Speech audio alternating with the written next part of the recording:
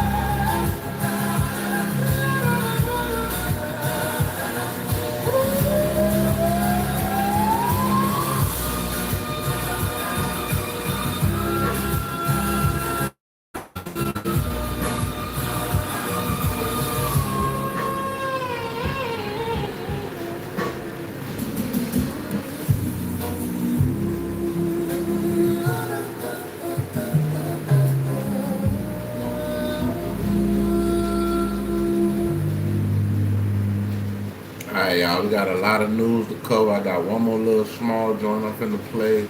And we about to head back to YouTube. I got one more little gift for y'all, man. Let me see. Yeah, this is crazy, bro. The feds just did a sweep over here, y'all. I don't know if it was the feds. I know the police.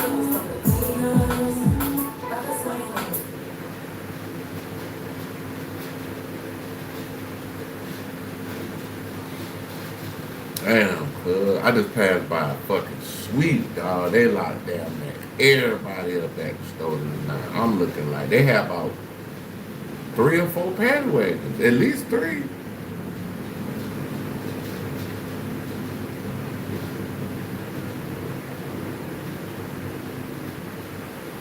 I'm looking like, what is going on?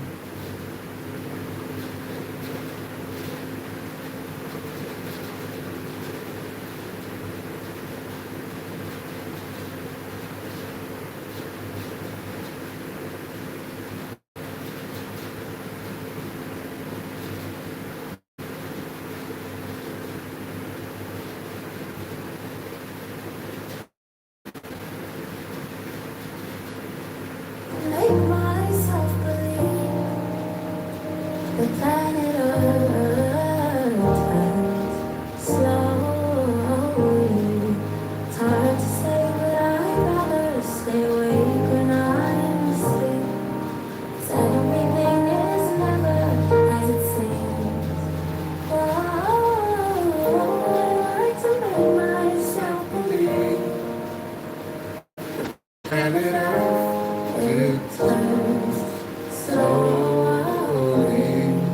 It's hard to say, but I'd rather stay awake when I'm asleep. 'Cause everything is never as it seems. Alright, y'all, boom.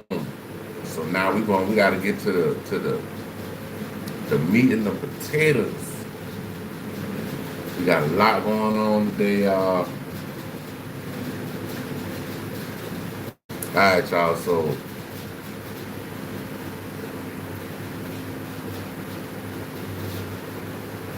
yeah, we got a lot going on today, y'all.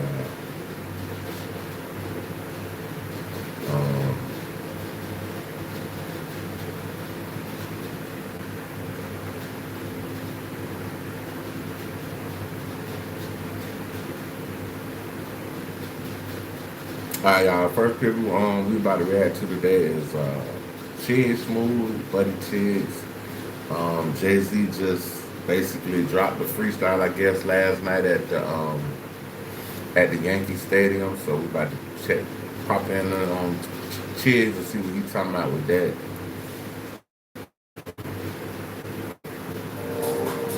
Meet Rosetta Stone Sapphire, the best way to learn a language for real. Sapphire's lessons are designed specifically to make language. Fine, you know what? I like Chick Smooth. Chick Smooth is somebody I really enjoy listening to on YouTube because Chick just got an intellectual curiosity about things. Oh boy, here we go, you guys. We officially got a squabble on our hands. Now, even though it's not the squabble that we wanted, Dame Dash versus Jay-Z, however, we got something close to it. Kinda. Dame Dash versus Lance Rivera. Unsaid, Dame Dash is somebody we all should not take seriously. He called him a clown and challenged him to a fight, body shots only, and making the bold claim that he's going to make Dame Dash pee on himself. Your diabetes gonna catch up to you. Somebody gonna hit you in your kidney and you gonna fall on the floor. So stop with the y'all they can box and all that. No, challenge me to a fight. Let's put it on pay-per-view. And I'm gonna only hit you in your body, and I'm gonna make Put out his video accepting his challenge. Here's what he said. I was talking mess. What was he saying? I told you that he would have get you in the ring. Yo, what the I know. I said, like, you was serious? I thought you was playing. God, I'm dead serious. Like, Man, Dame just need to stick to his business endeavors. Stay out of this whole Jay-Z shit. Let Jay-Z talk on you because it ain't doing them but blowing you up. As soon as Jay-Z say your name, it's going up. So say, Just ride the You wave. said that Shut up. challenged me to a fight. You talk about hold on, you talk about the one that got that J stat? Yeah, You lying. He said it with a straight face. yeah, he was being empathy. And he said he'll punch you in the stomach and that's it. Who was he playing? He was that serious. So I guess you trained before a major amount of time. What do you think would happen if that would happen? But you know, I don't want to hear what I got. What do you think would happen? What would happen? you were him. Like murder? You think? I don't think I want to take him from his family. No, you gonna hurt him. Why? You think he needs the money or something? What's the algorithm when I get money? What usually happens? What happened when your husband was in there? What happened there? The tough guy from the hood that's supposed to be nice. What happened? But what happened? Spin it around, Judge. Pause. Don't say I'm spinning around. Why did he spin around? He hit him with a right hand, butt all up in the air. Oh, but you brought him in there to fight. What about when you brought your other man in there? Oh, your man Jabadocious. What happened with him? What happened with your man Mike when I hit him with that straight jab? What happened then? He was knocked out. Oh, Mike was going for a power. Good stuff. Almost paralyzed me. And I was the nigga that played golf. What's his name? What happened when the nigga hit my son too hard? With your man, with the insurance that you go fishing with? But what happened to his nose? Did it get broken or not? What happened when Shane Mosley came in the gym? What happened when that happened? What happened then? Well, I'm back down in boxing. Those are the three. But what happened though? He was challenging and he had a funny look on his face. I said, "Hey, what the hell is wrong with you?" I got a lot of what happens, you know what I'm saying? Anyway, get ready. I'll see if these guys really serious soon. We'll have some fun. Yeah, put the money up. Let's go, Art. Let's go. Yeah, hey, only to the body. Not only to the body. I want him only in his body. I want him to be on himself. I never really brought into the Dane that likes to snap and, rank and, crack jokes all day because, Dane it's an all day thing. It's not, it's mixed with his regular life. It's mixed with,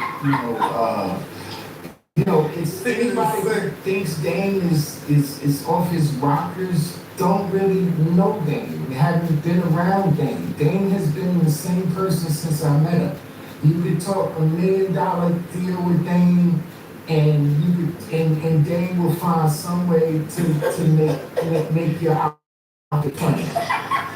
So nah, it's not, and then he's one thing Dane used to be on me all the time is about my weight. He's always, man, you need to lose weight. You need to go to the gym. You need to join the boxing gym. So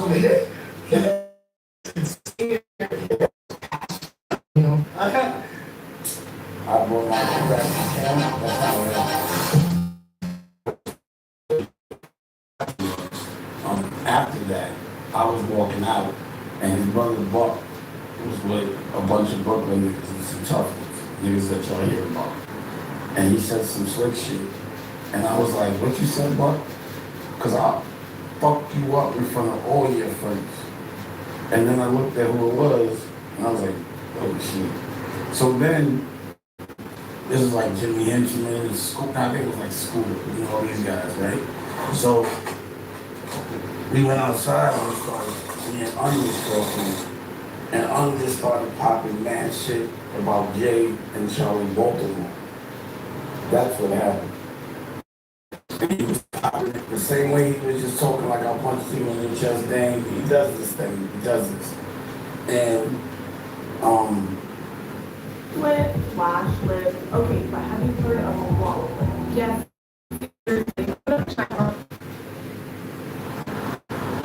Said all that, I was like, I bet you won't say that while he's here. And then I called Jay and his crew and was like, these niggas is talking about you. And they talking greasy. You need to come out here straighten this up. Because I'm not fighting these niggas by myself. These is Brooklyns. So that's when they showed up. And then they resolved it. And of course, none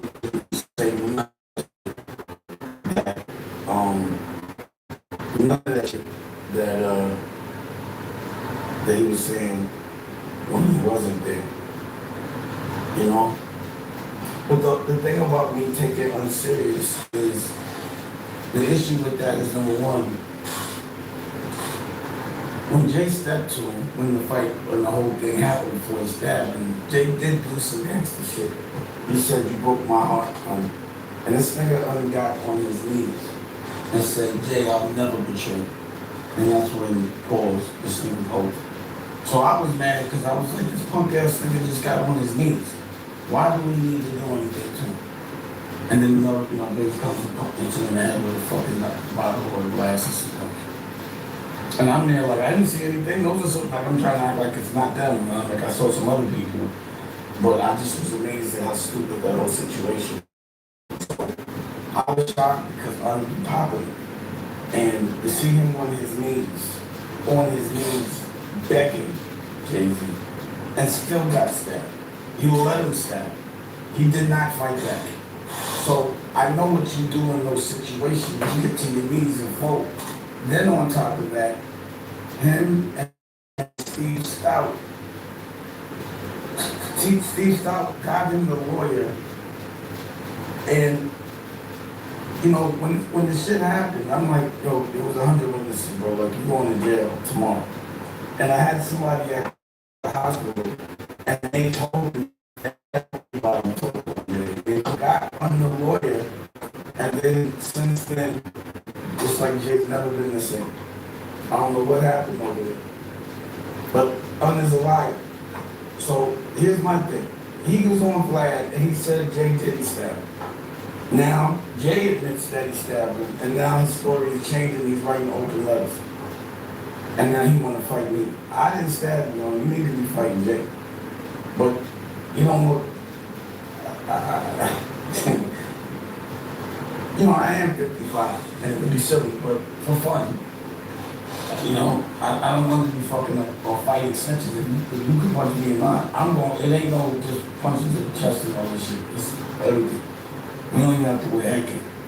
And if you're that good of a fighter, then you win. And I'll give you your respect. But if not, it's going to be funny. Either way, it's going to be funny. I like to laugh. So let's do it. And we'll do it at my hotel. I got a hotel in Chicago, and we got the space for it. Or we could do it at our resort at the Catskills. Or we probably get a ring in here, right? Yeah, we put a ring in here. Yeah, I'll put a ring in here and do it. But we don't gotta do it for the money. I'll do it for free. How about that? Let's do it for nothing. I fight for fun. For zero. Nobody make no money. Because if I make money, the government's gonna take it anyway in lawsuits. So we might as well just do it for nothing. Let's do it just because you want to show me how much of a court jester I am. How funny it is. How I'm a clown. Let's do that.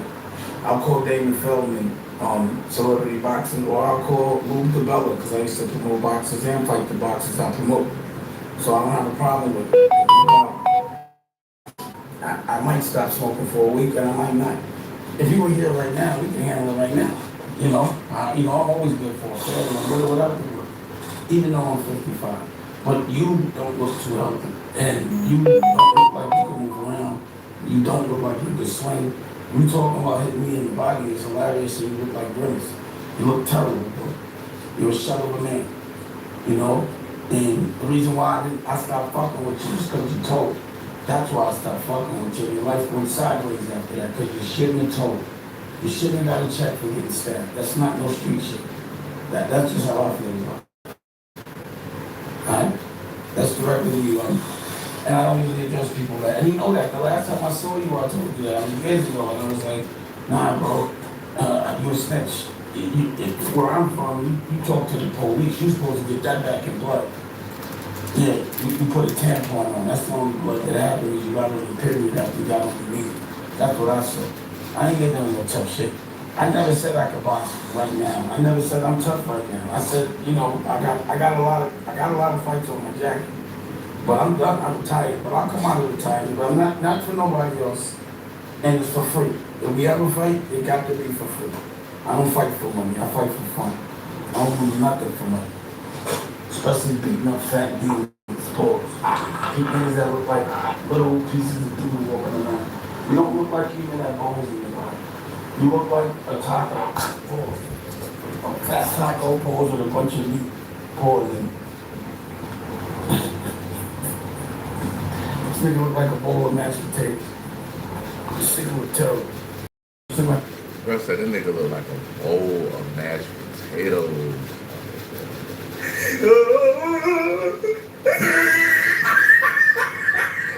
Bowl of mashed potatoes. I done heard it all, bro.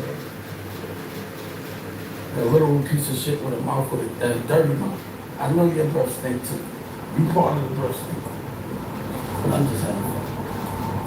But yeah, physical shit. Also I gotta know what it is. Like you saying that if you see me, it's on. Like I don't know, but you need to let me know. Now, even though I do think Dame is a clout chaser, you guys know I cannot lie to you guys. Dame would absolutely destroy Un. Dame would actually beat the calories out of him. This actually would not be a fair matchup. Even though Un is bigger than Dame, if you guys have seen Dame Dash boxing, the man actually got hands. 4 years ago, Dame Dash was actually sparring with a professional boxer. And he actually did pretty well in that sparring match. I see why he wants Jay-Z to get in the ring with him. If you can't beat him outside in real life, call him out to a place that you got the advantage, the boxing ring. Listen, man, Lance, we fuck with you, brother, but this is not... I think I need to leave that alone. Because if Dan beat your ass, bro, that's gonna be ugly, bro.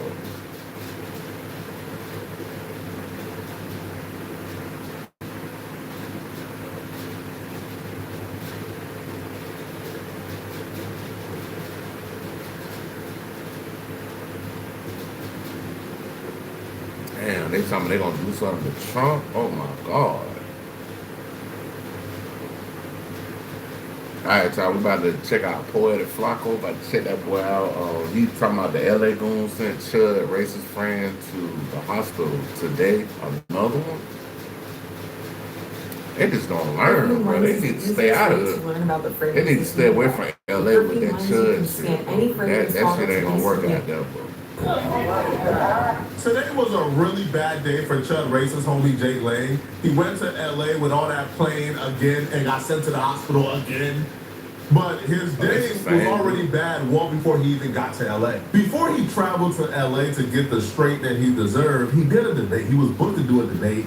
Now, I'll say he was ambushed because he was told he was debating a black conservative. So Jake Lang kind of assumed black conservative tap dancers, they kind of fall in line with what I got going on because these people are more anti-black than the white supremacists themselves.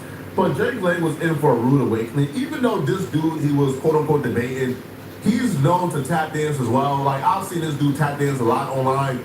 But Jake Lang is so outrageous, so egregious, just so unfathomable that this dude particularly, even though he's a tap dancer, he couldn't just stand by and allow Jake Lang to say some of these things Jake Lang was saying to his face. What does that mean? Yes. Hey, tell me what that means. Yes. Tell me what that means. What does it mean to home? If I was born here, if my grandmother was born here, my dad was born here, as if that matters to a white supremacist. Newsflash, he's a white supremacist because he believes that white people should rule supreme. He believes that this is a white country that has no place for black people, including you. But a lot of these black conservatives, they expect to come have a conversation about how terrible black folks are while playing the, well, I'm different though, I'm the good type of black man.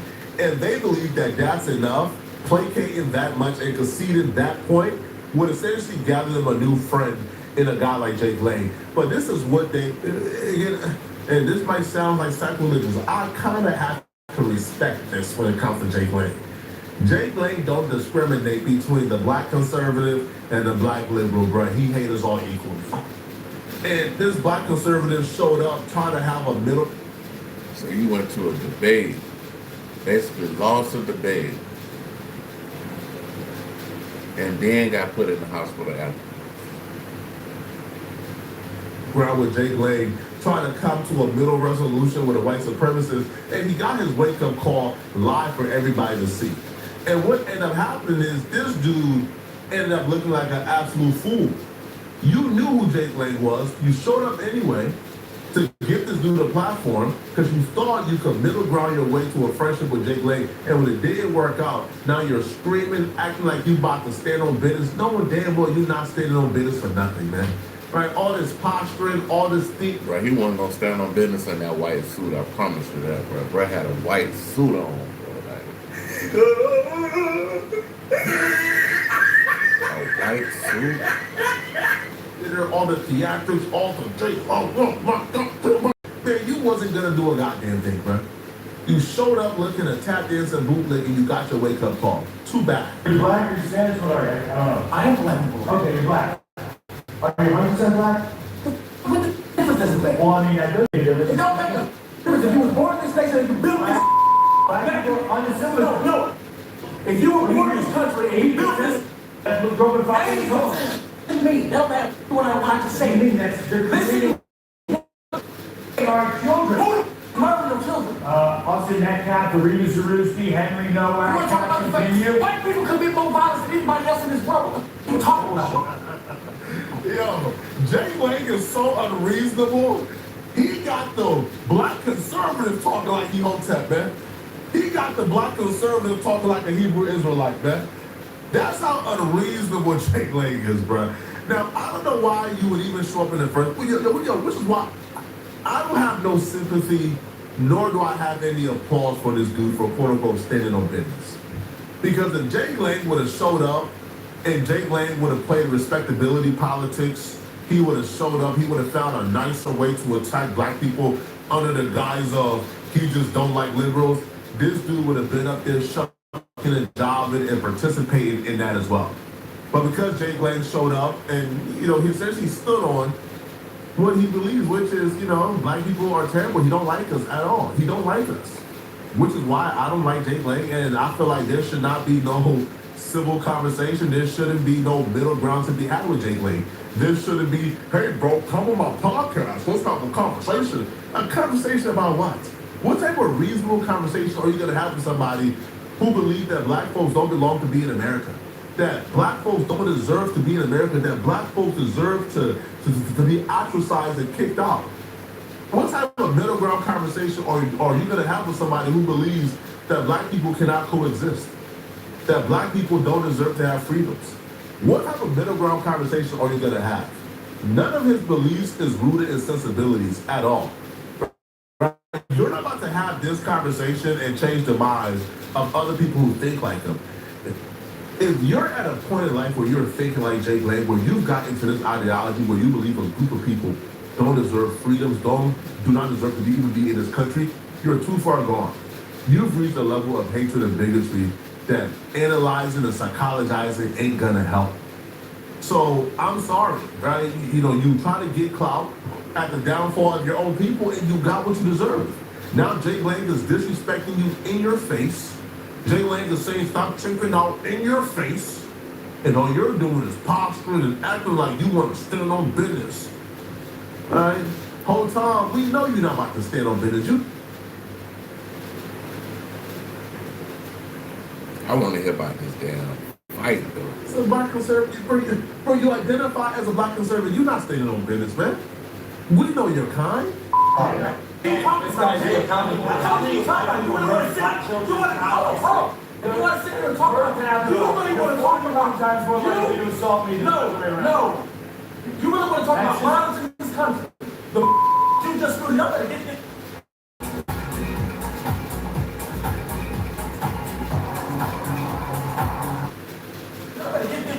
Floyd, look, Black Lives Matter. Black Lives Matter. Come on, man. The only thing stopping me from slashing you is the fact that I know what real Christianity is. The only thing stopping me from slashing you is that I know what real Christianity is. No, it ain't question about it. I'm telling you the difference. The reason black people were so successful in this country, while God was beating us, Yes, you guys have MLB teams, you have on jazz clubs, on hotels, on buses. You know why we hate for that? You know why we hate for that? You know why we hate for that? Look like you said we were good enough to build this land, but we were good enough to be citizens. We had everything. Sure, the people that don't like the Democrats, the Justice Kennedy said that a black man can build this nation, but he has no rights that a white man is bound to respect. Sick white peons that think they're ready for you like Al. No, it ain't Al Sharpton. That white man is so evil, hateful, bigoted, that he got an Uncle Tom trying to get in the field with us, man. Too late. Sorry, bro. We don't want to get in the field. Yo, I just find it hard to believe, man. Yo, which is why, like, a lot of these dudes, I kind of just see it as a lark, right? A lot of these, like, black conservatives. Because this dude, for the most part, is a Trump supporter, right? Like, we've seen him in multiple debates, right, praising Trump. So you somehow understand the history of your people. You somehow understand the obstacles your people had to overcome. You somewhat understand what people who look like us went in this country. You understand this, and you still decided to go to that voting booth and vote for Donald Trump. But yet, you're sitting surprised when someone like Jay Blaine feels emboldened, feels proud to be racist in 2026. That right there is the aftermath and consequences of who you voted for. He feels emboldened because of who is in office. He feels emboldened because of who Trump has elected to lead his country. Bro, do you understand who Stephen Miller is? But Stephen Miller is probably one of the most white. You've never met a more racist human being than Stephen Miller. I think Blaine is Charles Miller. Stephen Miller is like second charge to Trump. Like he's the dude that Trump listens to the most. So you voted for somebody who has white supremacists and white nationalists leading this country, but yet you go on a podcast and you get upset and worked up over Jay Blaine when you voted for Donald Trump and Stephen Miller. Man, all right, bro. Yo, y'all can do all that like perform to the fight, bro. Right? You did all that drink. The only thing stopping me from putting hands on you. And then he's like, go, Black Lives Matter. Black Lives Matter. Ah, shut up. Shut up. Shut up. Man, got you looking like an absolute fool, man. Real. That's what you don't understand. No. The difference between you and built this is my. Did you watch the BET Awards this year? No, I didn't. Did you celebrate? Molly Perkins said that's what Judge Michelle's doing. Is exactly why I heard is this doing? Yeah, no, it's not. How do you think what you're doing? If you dress up nice like white people, doesn't mean not white people. What are you talking about? Like white people? The guy you're speaking. Look at what you see.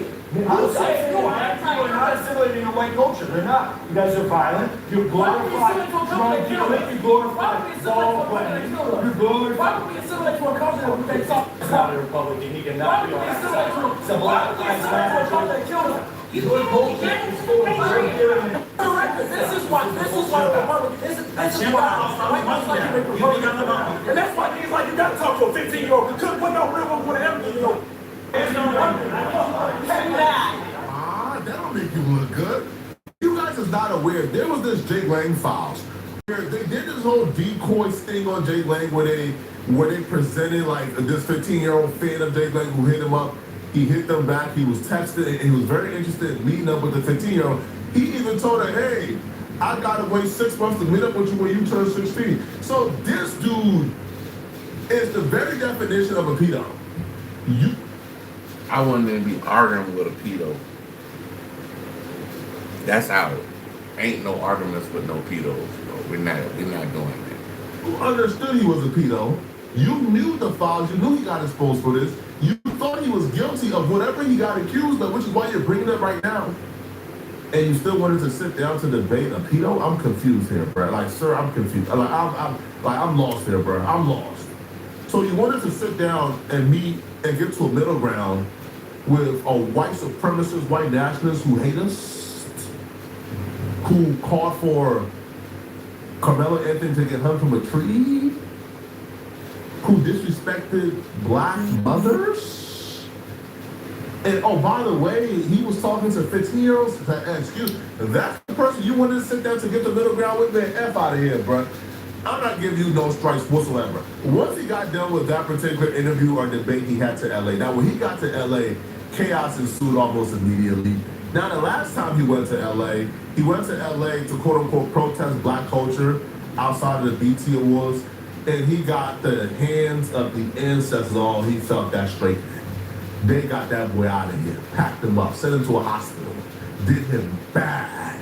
And if you forgot the last time Jay Lane went to LA, let me remind you guys of what took place. A&A Asphalt Paving is one of the leading asphalt paving and concrete contractors in the metro Atlanta area.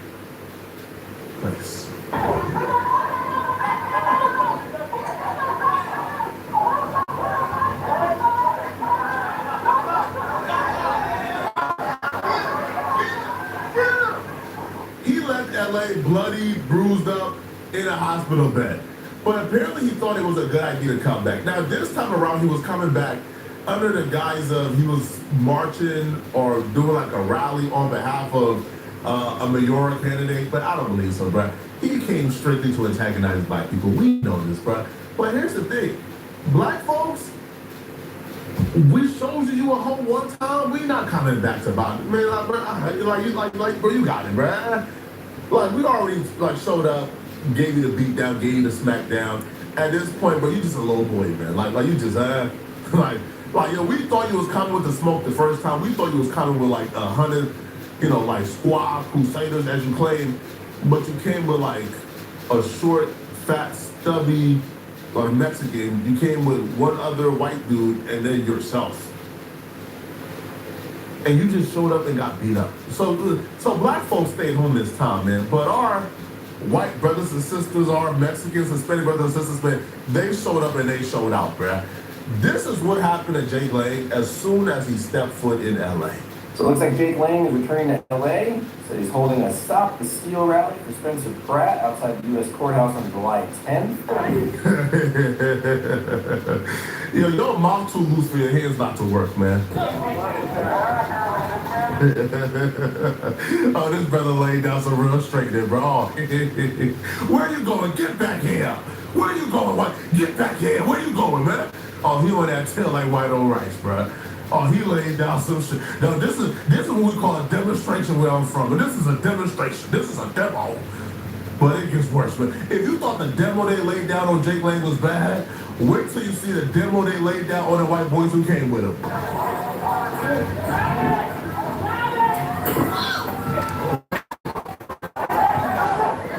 Man, the police can't even break that shit up. Stop it! This is a freedom of speech. Yo, bro, Jay Lang is such, you're such a B, bro. Yo, and the dudes who came with him, y'all peep out when he's getting attacked, y'all run to his defense, but when y'all getting attacked, he's not getting them off. When y'all getting attacked, he's like 20 feet away, watching you get attacked.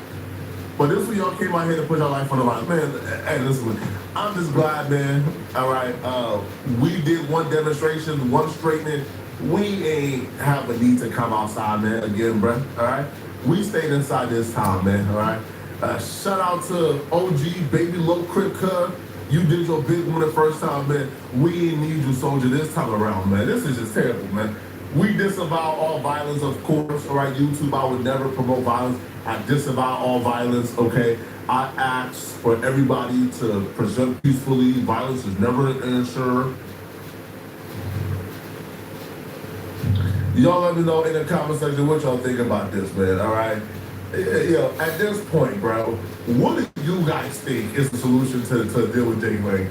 Because I'll be real, man, all right? Like, well, I guess he might have to feel it even worse.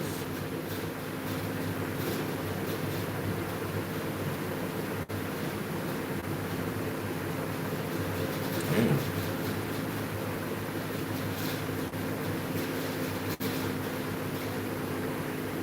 Alright, y'all, we going to self-talk.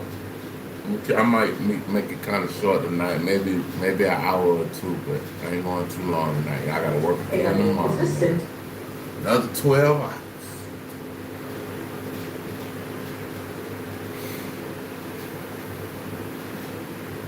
drink alcohol as a Christian? Hey, that's a great question. You know, the Bible doesn't say that drinking alcohol. He throws out the journalist tag all the time. I am actually a journalist, this, that, and other. But to your point, there isn't the going in the locker room. There isn't the, he comes in the arena. You really don't get next to him. You don't see him. And so, you talk to people, but it's not the same. Like, Exactly. And so, yeah, I said you fine. What you laughing about, Okay, so Stephen A. Smith is currently crashing out because of Draymond Green and Jamel Hill called him out. And you can see this dude, like, he's losing it, bro. Like, anytime somebody black mentions him right now, he is completely losing his mind. Even in the video, he said that he's supposed to be on vacation, right? But he just had to get online and respond to Jamel Hill and Draymond Green. This is how much this podcast. I think he need to leave all that alone. He need to focus on his show, bettering himself, bettering his craft. You've been in it for too long to fumble the ball right now, Stephen A. Smith. Stephen A. Smith, bro, leave them folks alone, bro. Just find you something safe to do, bro. It's getting to Stephen A. Smith's head that even on vacation, that he can't just wait a week or however long he's going to be on vacation to come out and respond to people. That's why you can see in the video clip, dude was acting like this.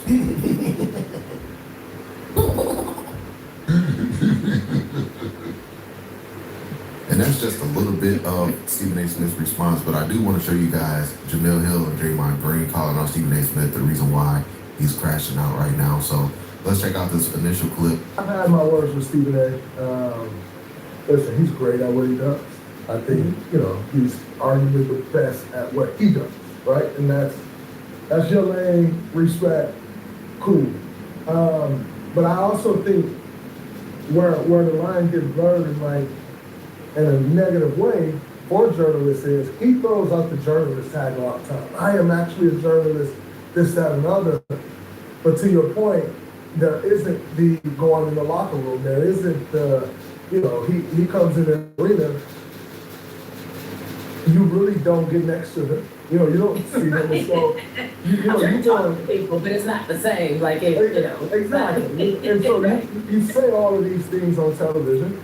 Jaylen Brown has been very outspoken about it, the anonymous sources and all of these things, right? Like, you say all of these things on television, and then you throw out the word journalist, which almost makes people, especially athletes, not respect journalists, because you're throwing out the journalist tag and being.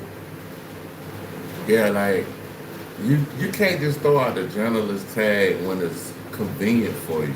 That's like almost like being a Christian and you sinning all day long. And I know ain't now one of the perfect, there's only one perfect man that walked this earth, but it's like you sinning every day, all day, and then when you get in trouble, you run to God and throw on the cloak. Like, you're supposed to get saved from what you put yourself in. Doing that, and I was supposed to go pick up some herbs just now from the store right down the street from my house, y'all. About to pick up some herbs. God spoke to me, don't go to that store today. Don't go up there. Bro, tell me why. I'm passing the store or whatever. Look to the right. 4 paddy wagons, about 5 police cars, motherfuckers in handcuffs. I'm like, Hey, yo, what the fuck? but feds did a sweep, bro. The feds did a sweep. Man, they picked them niggas up like babies today, boy. And people don't respect it, and there's no accountability, right? So, the first thing you just said was, I write a column, I show up the next day to stand in your face to see what you're gonna say. If you need to say something, if you feel like but when that term is thrown out now, no one's given that same opportunity. People spew all these things out there, and you're not given the opportunity to go face to face. And when you do, a la LeBron James, then it's this whole thing of like, oh my God, I had an opinion, and now they're not happy about my opinion, so they come to my. They say he's a Muppet from the Muppet Show. Damn. shots fired, not a Muppet. I don't think it's approached with that same integrity that you're speaking about, which ultimately, I think it leaves all journalists in a bad spot because you're not technically viewed as what you just said a journalist. No, I don't think people look at it as that anymore. And that's not to say that, you know, journalism. They be talking trash to Jamel Hill. I don't know, it was one lady, she was talking about how she look and all this and that. Bruh, Jamel Hill been doing this shit for a long fucking time, but she's a GOAT as a female in the sports media world as far as being a journalist and, you know, having shows and things of that nature. She's a GOAT out here, bro. Like, Stephen A. Smith, bro, he just need to fall back like a small bag, come back like an asthma attack, and worry about what you got going on in your circumference as far as what you're trying to do, bro. If you on vacation, nigga, stay on vacation, bro. We don't want to hear that goof ass shit you talking about. You know, 20 years ago was perfect. There were certainly issues and that sort of thing. But there was just more respect that went both ways. Respect didn't mean favor. Respect just meant fairness. That's it.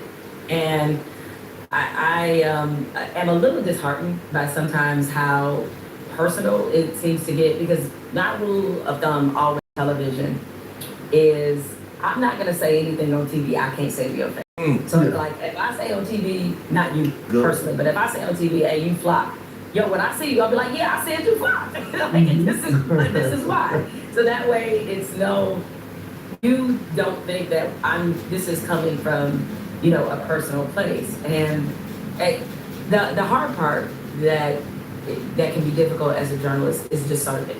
It's like we get told a lot of things. And I think players sometimes don't realize how much we get told. Damn. But she broke it down though, bro. You can't just go run like shit. I think Stephen Smith, the minute he hears something, he go run into the damn mic and be on there like, yeah. Bro, don't do that shit, bro. That's not real journalism, because a lot of times journalists, they have to vet the information that's coming across their desk. And like she said, you gotta have the discernment to be able to pick out the things you want to add in your content and the things that you should let kind of fly under the radar until it gets to the point to where it's like, okay, yeah, I did hear that before. But Stephen A. Smith would just run to the fucking to the desk and ramble off anything he fucking hear, bro. And how much we actually don't say versus what we do say. And you have to always keep in mind, what is the agenda of the person telling you this?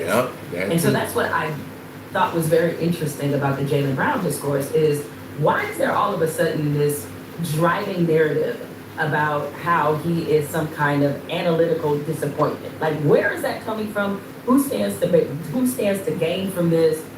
What is the purpose and why is this coming out? And even the idea that he got, you know, smartest man in the room syndrome, which is a bizarre. What's wrong with that? Yeah, I mean, what they were really saying, you know what they was really saying. Back to Stephen A. Smith, because what Jamel Hill is saying is that these analysts, these guys are telling Jaylen Brown to shut up and droop. Kendrick Perkins pretty much said it out of his own mouth. Jaylen Brown needs to shut up. Why is he on his podcast? Why does Jaylen Brown having a podcast separates him from everybody else that has a podcast, and whether it's past or current players? We know Stephen A. Smith has been a driving force in a lot of these narratives on Jaylen Brown, and he still to this day is still going at Jaylen Brown even after he got traded. Stephen A. Smith has still been throwing dirt on Jaylen Brown's name. But I forget who Jaylen Brown got traded to. I ain't got my other phone. And I gotta find it, but Stephen A. Smith responded to he didn't get traded to somebody. Let me show you guys that. Then I'll show you guys what Jalen Rose said, calling Stephen A. Smith out. But let's check out this clip right here. And if you can, be sure to give this video a thumbs up. And really does help support my YouTube channel. And I really appreciate that. Thank you. But you can form a Georgia LLC for $0 plus state fees. It's really easy using Zen Business. Click on Start LLC, answer a few questions. Thank you. I'll be like, yeah, I said you fucked. What you laughing about, you know? Somebody that's not in the locker?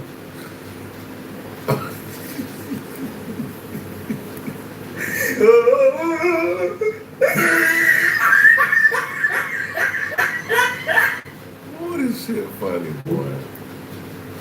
You can't make this shit up. You can't make this shit up. In my career? Is that the implication here, Jamel Hill? See, this is what gets to me. And I'm gonna be very respectful when I say this because I'm trying to be respectful to Jamel Hill, who I always show respect for. You just gonna sit up there and listen to Draymond Green get the fact that I was a beat writer, high school, colleges, pros, for the first 20 years of my career? And that I earned the right graduating through every step of this industry before I became a general sports columnist to not have to be in the locker room all the time? You just gonna let him say that? And there's no course correction whatsoever about the industry and the fact that my position was earned? Draymond Green, just so you'll understand what I'm saying to Jamel Hill, my brother, because I want to make sure you get this. When Skip Bayless challenged you to come on his show on Fox and you retorted that it's a waste of your time, he don't have a snowball's chance in hell. But I look at it like this. If she know her worth and she know what she could do as a journalist, what is it gonna, that's like Mike Tyson fighting Blueface. Even though Mike Tyson is, what, 60 something? We all know what Mike Tyson can do to Blueface in the ring. It'll be a waste of time for him to get in the ring with him. So why, with her accolades and what she knows she can do, she's like, bro, I'd just be wasting time if I go out there with Skip Bayless. Because Skip is another clown. Of coming at you, or getting you to come on his show. He's done, he's the past, he's finished. That was one thing you said. And then you had him on your podcast, your show. And it was an entirely different tune that you said.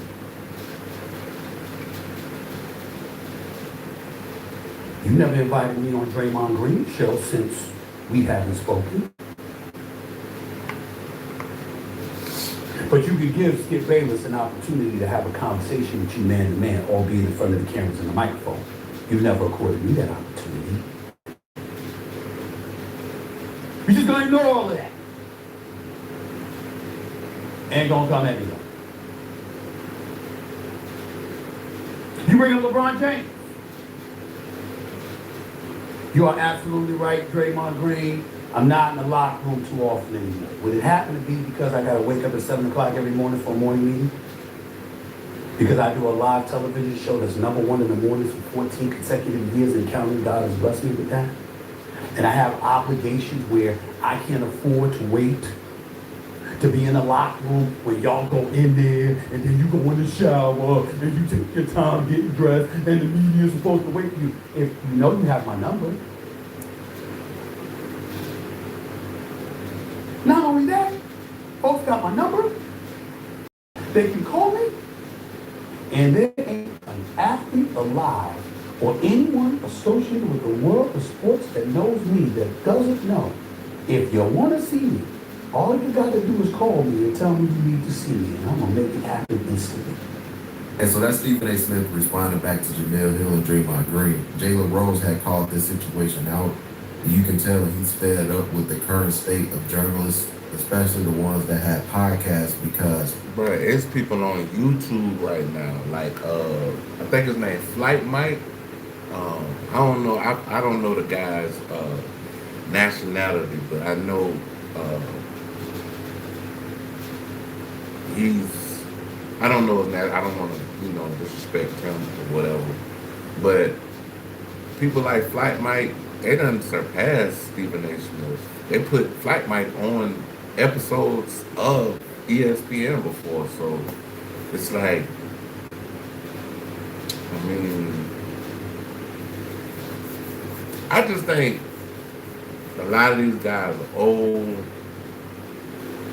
People don't want to hear what they got to say no more. They done made a lot of enemies. Because you got to remember in this game, bro, in this media game, bro, you got to watch what you say about people because one enemy can turn into two. Two can turn into 8. 8 can turn into 15. 15 can turn into 30. And it's a snowball effect. So being in media, you have to be careful when you are dealing with, especially in sports, dealing with people's career, because some of the things that you say could get them traded. They might not get paid the amount of money they're supposed to get paid. All these different scenarios. So, like I said, he's been in the game for a long time, but I just think he made a lot of enemies. These guys now are using any type of situation of beef to promote their next podcast episode, right? And so Jalen Rose called it out, and this is what Jalen Rose said. So Jalen Rose had put out the tweet responding to Jamel Hill's response to Stephen A. Smith's response, right? So a lot of these responses on top of responses. So Jalen Rose took this as an opportunity to clap back and said that the most only thing amongst media members is beefing, then saying, I'll go on your show, or vice versa, to discuss it. See, chasing clicks, lame. And the reason why he's saying that is because he's talking about Stephen A. Smith. Remember, Stephen A. Smith is the guy that said he doesn't have to chase clicks. People was posting this like, oh, Jalen Rose is coming at Jamil Hill. He's not coming at Jamil Hill. He's talking about Stephen A. Smith.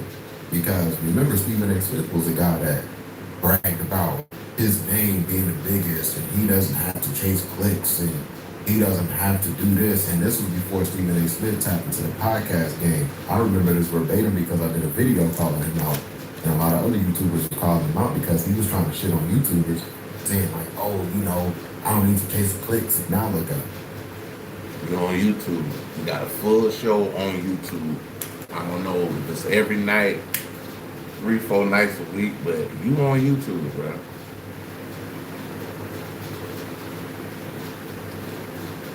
Same thing happened with Ebro and them. Ebro and Eminem old man. I forget the dude's name with the glasses. But yeah, I don't know if he wear glasses. But yeah, it's the same thing, bro. It's like y'all was talking shit, all this shit about YouTubers this, YouTubers that.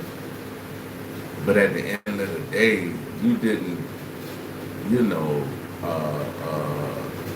think that one day you will be on YouTube yourself. So basically, it's like the pot calling the kettle black, bro. Both of y'all black as fuck at the bottom, bro. Every single time somebody mentions Stephen A. Smith, he is quick to respond. Even on vacation, he can't even sit and enjoy his damn vacation.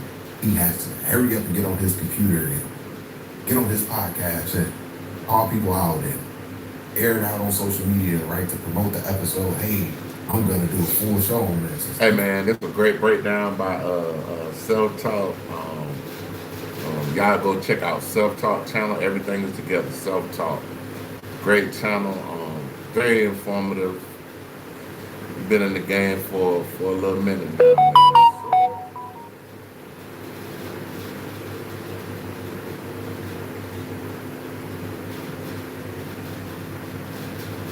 Alright, y'all. I might go 2 hours because like I said, I gotta get up. I gotta go to work tomorrow, y'all. So I gotta work another 12 tomorrow. So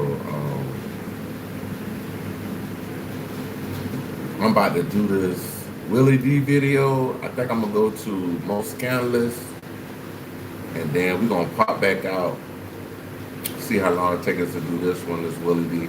Yeah, we're about to check out Willie D Live, talking about what's going on with this this whole thing with Trump, Kamini.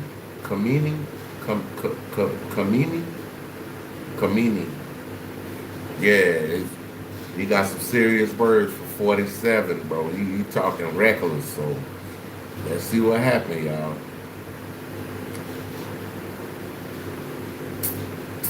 What if I told you that the moment your book is published, there could be a giant billboard featuring you and your book in Times Square? And in addition, a video trailer that tells your book's story, a paid advertising campaign.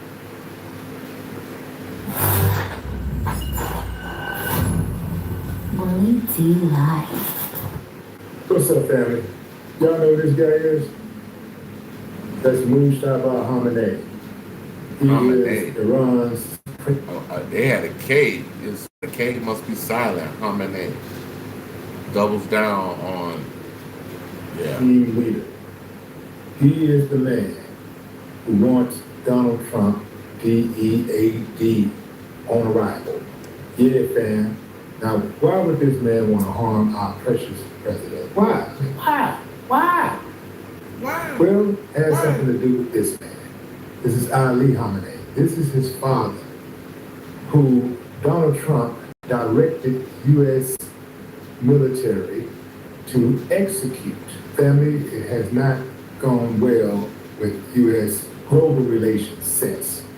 As you know, Iran shut down the Strait of Hormuz to stop oil transactions in the Middle East. Covers a great deal of the world oil reserves, right? Donald Trump has been going around saying that he's running the show.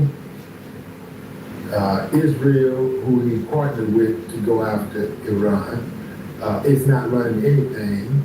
But when Donald Trump calls the ceasefire, he called for a ceasefire, Netanyahu, Israel's leader, decided to continue bombing countries that have relationships and close associations in business with Iran, which caused Iran to retaliate once again. Bombing just keeps on going, right?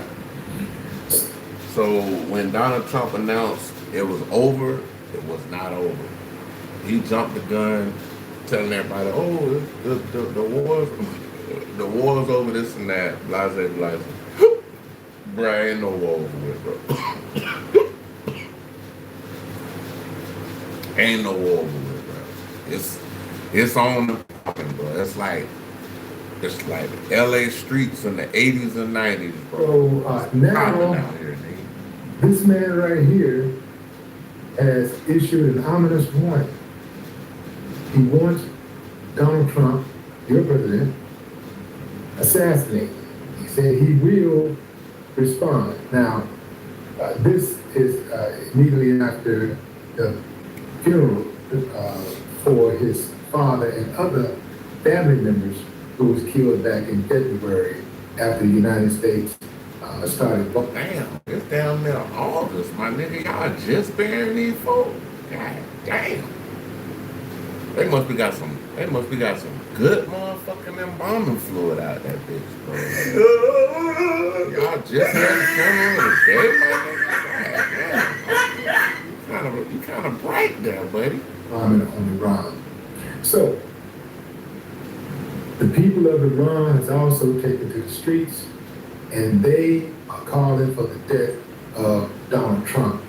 And some just said that to America. Now, I think it's important for us Americans to get an understanding with the Iranians on who exactly are they going for, and who are they going after. Because we didn't have no say in it. Yeah, we ain't had no problem. We ain't did shit. We ain't had nothing to do with this. We didn't call. We didn't bomb no folks. We didn't. It's his word, bro. Your president. What did he say? Your president. Shit. Basically, he telling Donald Trump that,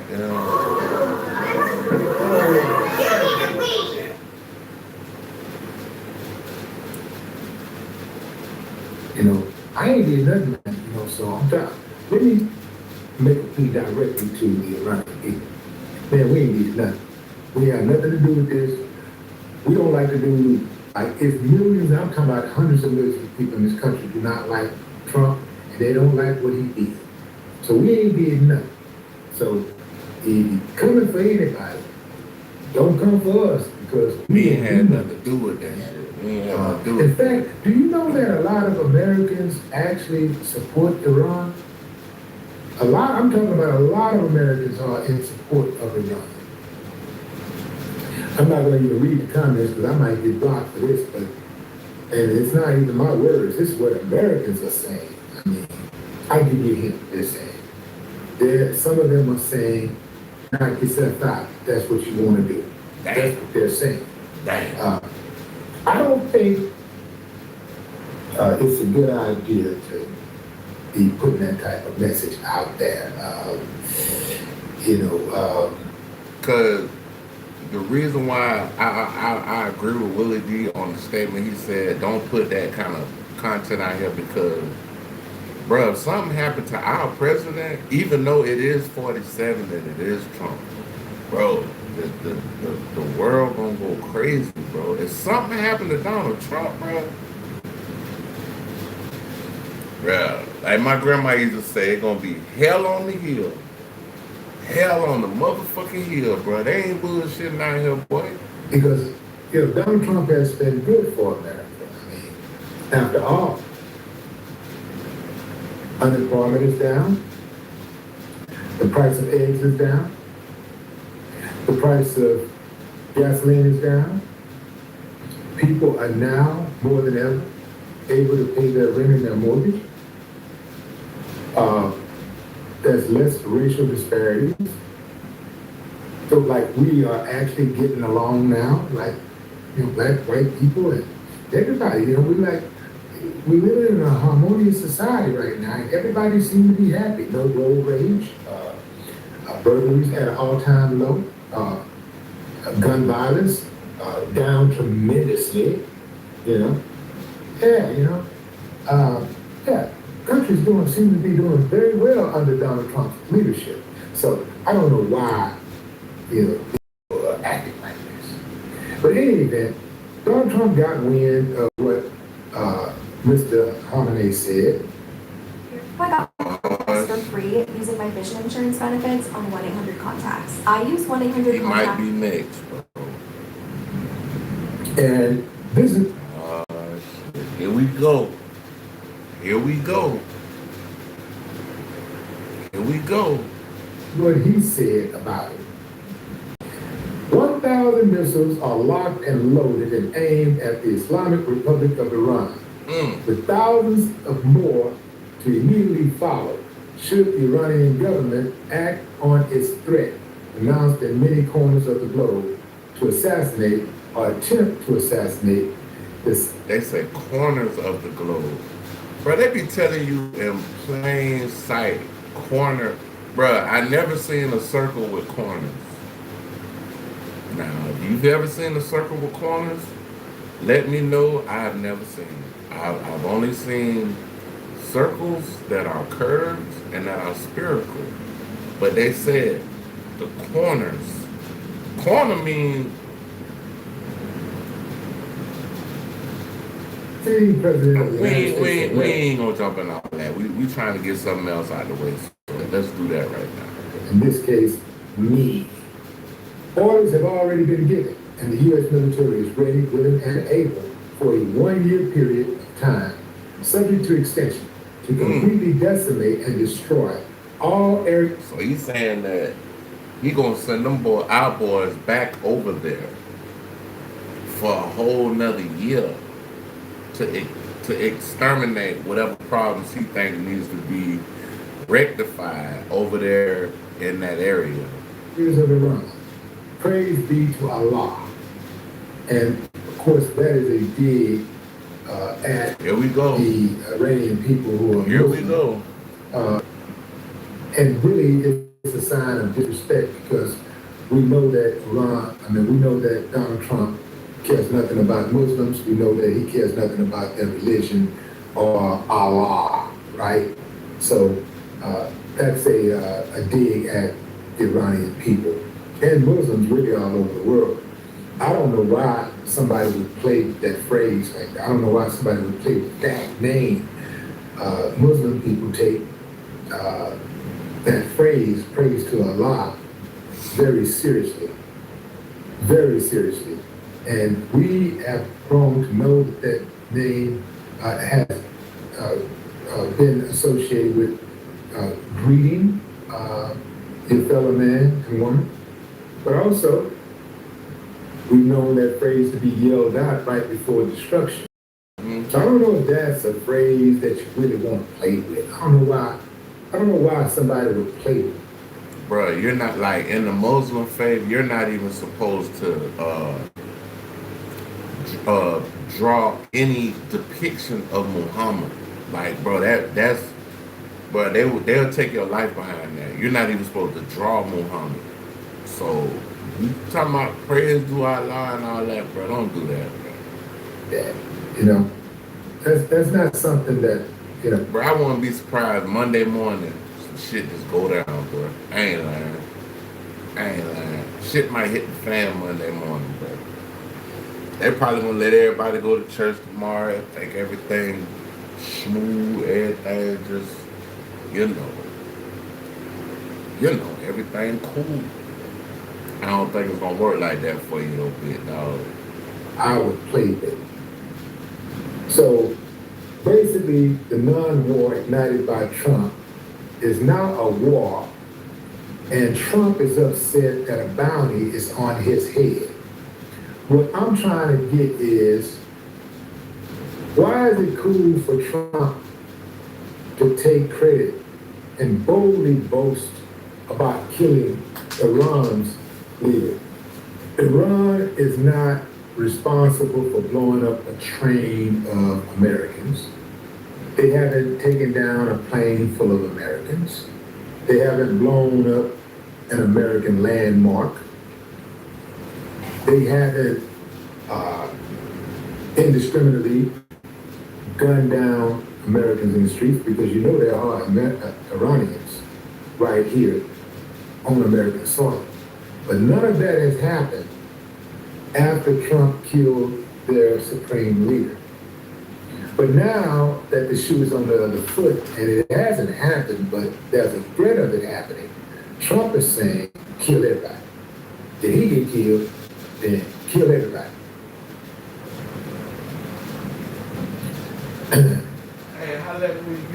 On a more global scale, we can see how Trump thinks his life is more valuable than Ali Khamenei's life was, the Ayatollah life was. He thinks his life is more valuable. I don't know if he thinks his life is more valuable because he's a white man, or he's in America, or he's American, or because he's a white man and in America. I guess he thinks his life is more important than the guy in Iran. I just don't get that part. How he can think that he can go over here and kill somebody else's leader, and everything be cool and people be understanding that, hey, I just want to kill him. I want to kill the rest of the Iranians. I just want to kill him. How you cannot understand why they are now looking to get their lick back.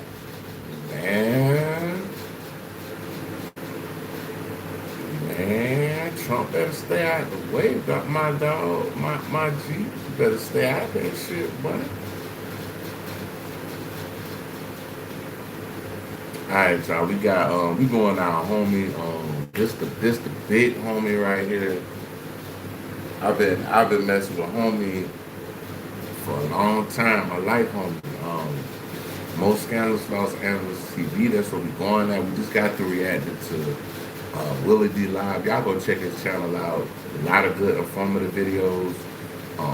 Like his commentary on a lot of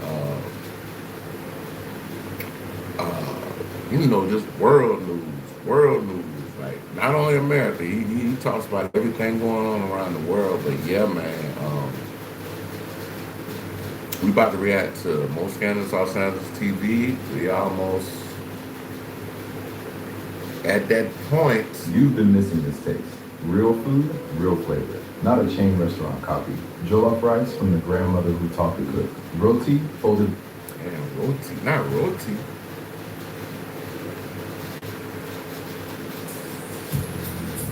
Welcome back to Scandalous Los Angeles TV.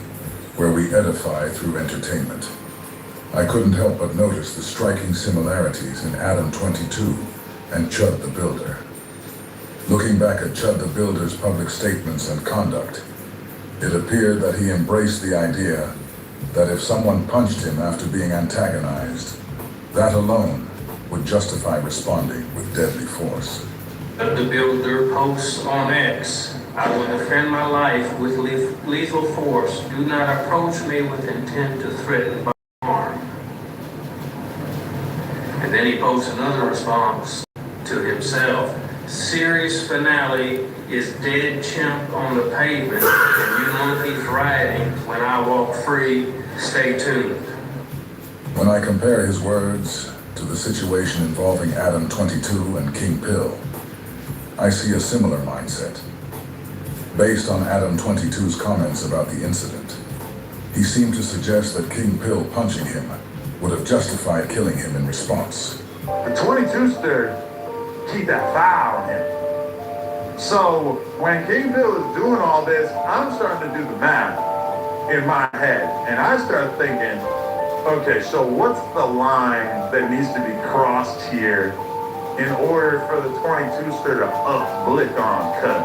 Now, in my head, what I established almost immediately was like, if he punches me, I'm pulling out and I'm gonna start at him.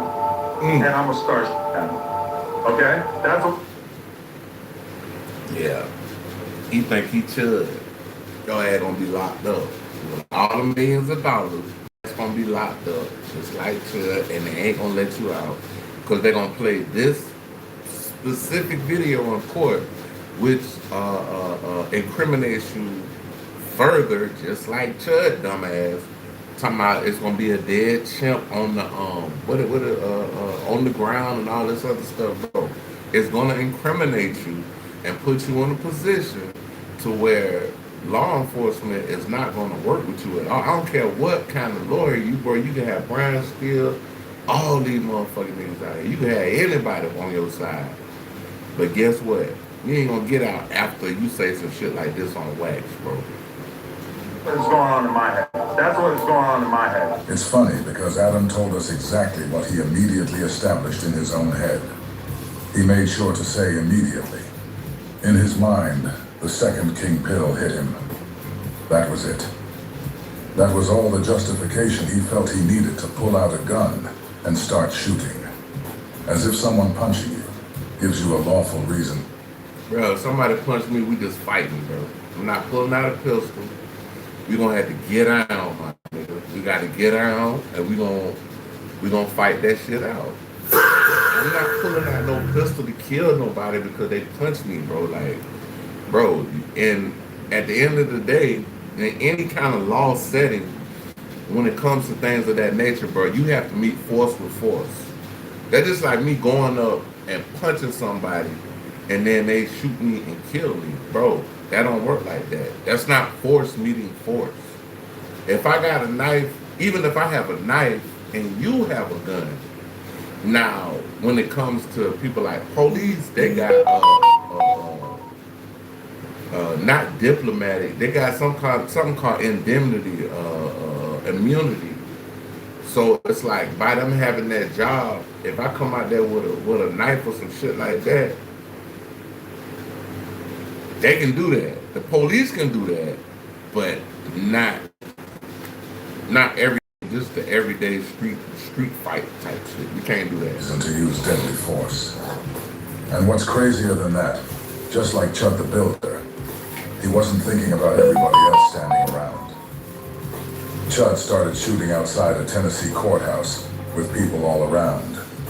Adam is saying he would have started shooting inside that studio, where there were people everywhere. Exact same thought process. Yeah, that's the lines that used to be crossed. Him just standing close to me is not enough for me to turn this into this kind of situation, right? But either way, like it ended so quickly, and his homies seemed like they were the ones that really like were more even-tempered. Somebody hits you, and your mind immediately jumps to, now I'm justified in pulling out a gun and shooting, without any regard for everyone else who could be caught in the middle. What if Buddy just slap Adam? What if he just haul off an open hand, just like the force of all of the ancestors just slapped her? The pineal gland loose on his head. I've said it time and time again. Adam would love nothing more than to clap one of his guests or co-hosts on camera. I believe he has the same Chud the Builder aspirations in that fashion. And here's the cold part. If Adam had actually pulled that gun out and shot King Pill, there would be people defending him the same way people defended Chud the Builder. Tennessee is very clear about stand your ground law, and I don't think that he did anything unlawful. It's not attempted murder. He was attempting to prevent his own murder. He has a right to defend his life, his liberty, and the pursuit of happiness per the Constitution. The reality is, this is America. We have rights and liberties that we must exercise and be able to maintain. It can't have any of those liberties being taken from us. If we lose the First Amendment, they're going to come for the Second Amendment, and we need the Second Amendment to defend the First Amendment. This guy who assaulted Chud, and Chud went to defend himself, and now he has a book being thrown at him. Chud had every right to self-defense. Yes, he was a provocative person. We've all seen disrespect and provoke guests on his platform in ways that, in my opinion, could reasonably lead someone to punch him in the face. Yeah, with deals on all your game day snacks and groceries. Store game day deals for a limited time on Uber Eats. Are you sure you're not being watched? Detect hidden spy cameras instantly. Crazy Ben out. Crazy Ben out too. There's a lot of stuff like that.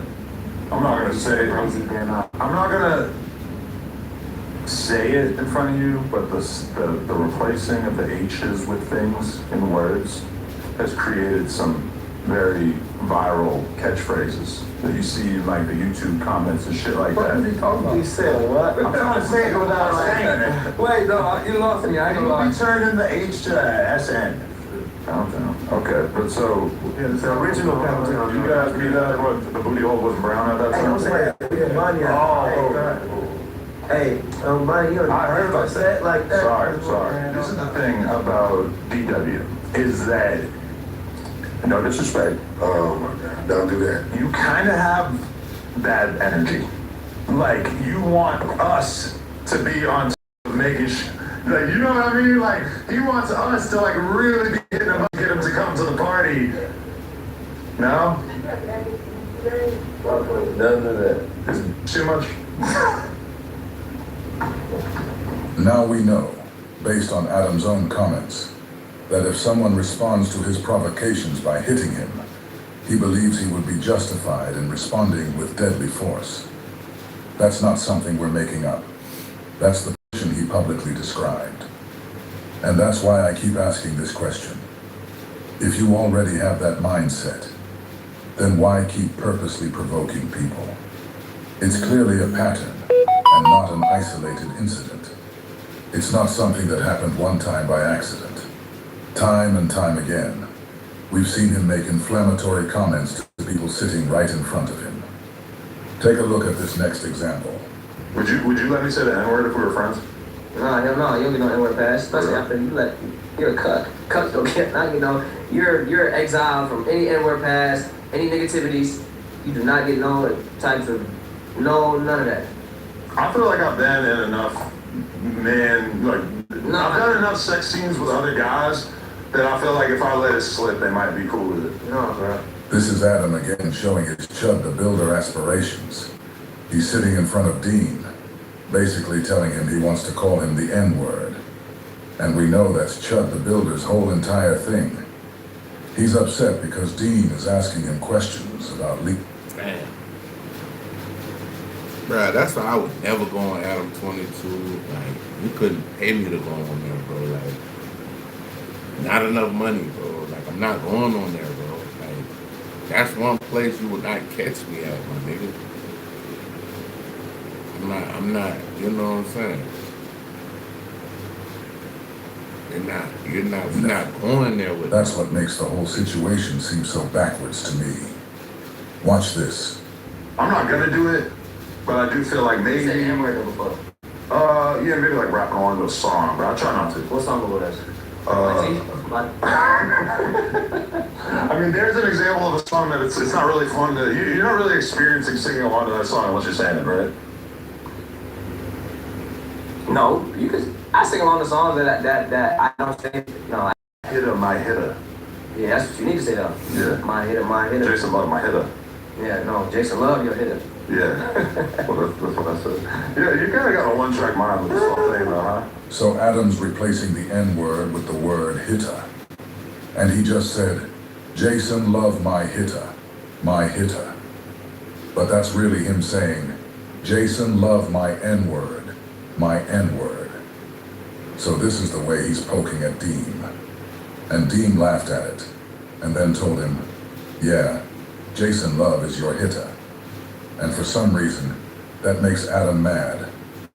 So Adam told Deem, so you can't put yourself out there, open yourself up for criticism, and then when somebody agrees with what you said, laugh at you, make it a joke, make you more minuscule than you already look, and then you bust out and come back and be like, oh, okay, well, yeah, you know what I'm saying? Now you mad, man? Watch that. oh, you really got a one-track mind with this thing. But Adam's the one who brought up Jason Love right there, not Deem. But he's mad because he's trying to make Deem mad with the N-word thing. And Deem is laughing it off and talking about his wife, Lena. So, have you considered like going to therapy ever since you went multiple days in a row getting beat out of you on camera for the whole world to see? And then, what they therapy for? I've attempted therapy. They couldn't help you? But then, it ain't just, I'm still in pain. Mentally, physically, emotionally, spiritually. Nigga, can't sleep, can't eat sometimes, I lose my appetite. But niggas die every day, B. Clearly you can see how upset Adam is. He keeps on trying to throw low blows at Deem, and Deem just laughs it off and just answers his questions. No big deal. But when Deem asks him a question back, little Satan can't take it. How do you feel about people saying that me and you are both addicted to humiliation rituals? Nah, I ain't know. But you chose to do it. I ain't choose to get slapped or elbowed. You chose to get almost makes it worse for you. Like, people can disagree with my life choices, but I kind of chose it, right? I didn't ask my. You voluntarily went and grabbed your wife and said, "Here, come her," and someone put it in there. Me, mine was intoxication. Yeah, mine was intoxication. I wasn't in the right state of mind. I'm not gonna lie to you, like, I would rather have done what I did than have what happened to you. No. Although I did get beat up in the boxing ring too, which is kind of similar. You got both, yeah, you got both. You got your ass whooped. I didn't get my ass whooped. I only got my ass whooped once. I just got socked. Elbowed. Okay, I got socked, I got elbowed. But me getting socked and elbowed ain't no comparison to you voluntarily let someone deliver out of your wife. You know what I'm saying? So it's like, there's levels to it, difference. Like, I feel like, me personally, I ain't gonna let nobody hit my girl. Especially not on camera. But that's just me though. Well, I'll say this, is that if Larry Wheels slapped me like that, I would have pulled out the fire and he would have left a big old muscle-bound corpse in the parking lot. Well, I'll say this, is that if Larry Wheels slapped me like that, I would have pulled out the fire and he would have left a big old muscle-bound corpse in the parking lot. Doesn't this sound similar to the mindset we've been talking about with Chud? The idea of, if somebody puts their hands on me, I'm justified in pulling out a firearm and using deadly force. Listen to how tough he's presenting himself in this moment. It comes across like he's trying to project power and intimidation, but the confidence is tied to the fact that he has a weapon available. And that's the bigger point I'm making throughout this video. The way he's talking to Dean.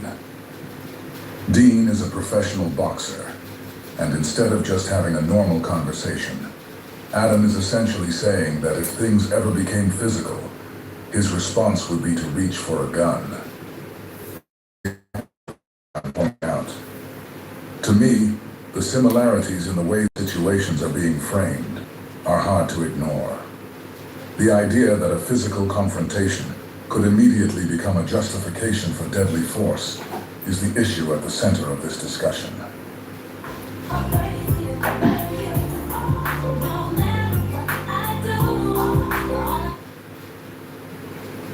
But then see, look, if you would have did that, you would have been in prison, and I would have been with Linda.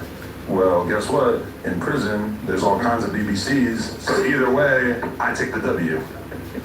And when you talk about you would be with Lynn, you think that out of all the guys on earth, that you're the one that you would pick? They gonna choose, bro. You said she like BBC. I know. But we gotta talk about Lynn. I'm tired to talk about her. Yeah. Well, yeah, we can talk about something else though. I mean, at this point, it's like, I don't know. I'm feeling a little bit offended. I'm feeling like, what? I don't know. It's just like you with this whole like obsession with her just feels like, bro. You're talking about another man talking about somebody else hitting your old lady, bro. It's not an obsession.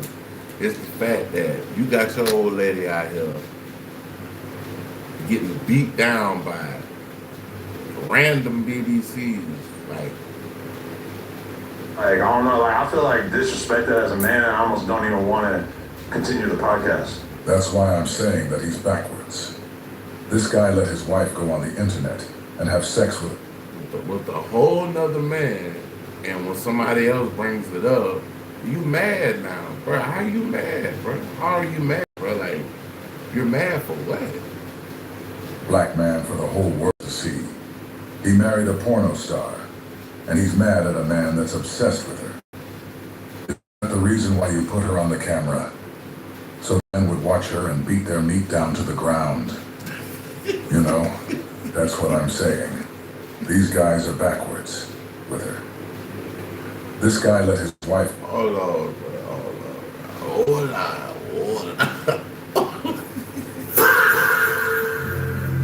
Hey, yo, what the fuck?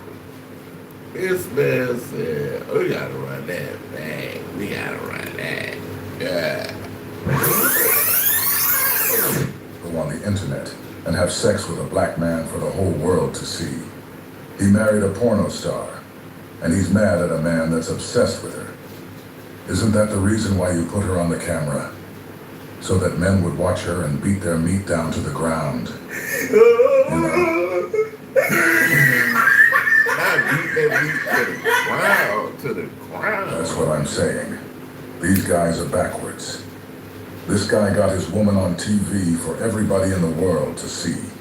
And then when you come and make a comment about what you saw, he's mad at you. How you not going to continue podcast? Because you let her do that. What that do me? Yeah, but like realistically, you are a struggle streamer who's just getting by on the fact that you got your ass whooped a couple times, just trying to get some views off of that. I say the same for you though. No, but I've been doing this way before I ever got my blacked. Okay, but at the end of the day, you got your black, and that boosted your profile. It did. Voluntarily though. Right. I ain't even gonna cut voluntarily. Are you worried about the fact that I would say it's almost a certainty that at a certain point, the whole halo effect of you getting whooped on is gonna wear off. That's the thing. You gotta stop playing with me, bro. And then you're gonna go back to being what? Like a struggling boxer. No, but you're not a struggling streamer. You're not gonna play just a dude struggling.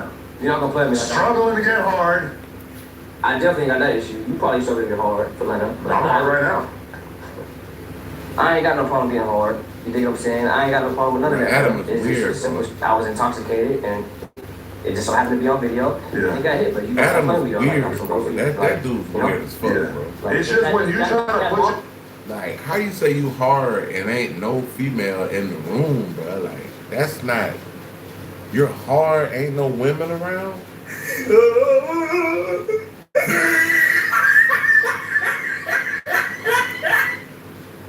Hey, yo, what the fuck? So you try to put yourself on a different level and act as if you have it in you that you're like the idea that you would be on the level of a Johnny Sins, of a Jason Love, of an Adam 22, that you'd be able to even smell the air that my exists in is kind of offensive to me. It's amazing to me how in this world these devils really think that their money makes them somebody. You come in here eating nerds. If anybody can hit Lena. It ain't somebody got to be at a certain profile. She probably getting hit right now. No. She probably getting that's the kind of right there that I'm like, okay, I think But now, if it's gonna be respect, you gonna respect me too, though. You throwing all these shots and shit. See, I think that he brought somebody on the podcast and he thought that this dude was not as intellectually sound as he was, and he was maybe gonna crash out or say the wrong thing, do the wrong thing, get put out, maybe the goons get sick on him. Nah, it didn't work like that, bro. You can tell dude just sitting back, cool, like he playing with it, but he like, yeah, bro, like, you talking about me, nigga, what about you? I'm gonna respect you when you're somebody who's realistically only known for getting the dump. You only know for getting your wife getting bugged. Damn, see? By BBC. I don't see, like, bro, you bringing it, but he bringing it right back, bro. If you put down what I'm, if you pick up what I'm putting down, you'll know what I'm talking we have to discuss at this point. I'm gonna do the gentle thing. That's cool. And I'm not gonna elbow you in the face or give you a Larry Wheel style slap. Imagine being a professional fighter and a guy who fights like this, threatening to slap you. Fuck your bitch. Never let a man fuck your bitch. Oh, no. Oh, my God. Never. No. No way. Wait. No. What's going on? Oh, my God. I'm just gonna politely ask you to exit the podcast. Fuck this podcast. Yeah. Okay. Don't get beat up on the way to the car. So now he tells him, don't get beat up on the way to the car. But if he turns around and punches Adam in his mouth, we all know what Adam's getting ready to do. He's gonna reach into his waistband and pull out his gun like Chud the Builder. Because that's what he wants to do. He wants to shoot one of these guys on camera, just like Chud. He's already told you where his mind is at over and over again. Alright, y'all, we about to run it back up. We gonna run it in 2 hours, man, and it wasn't a lot of people here tonight, but we ain't gonna stop the stream. We're gonna keep going. It is what it is. You know what I'm saying? Hey, sometimes you win some, sometimes you lose some, but we gonna keep going. At the end of the day, hey, it's what this shit is, streaming. And it's just amazing listening to these guys talk tough like this. But then they get in the ring, and they can't manage to throw one single punch. They sit in front of a person that has a fake gun, and they cower completely. There we go.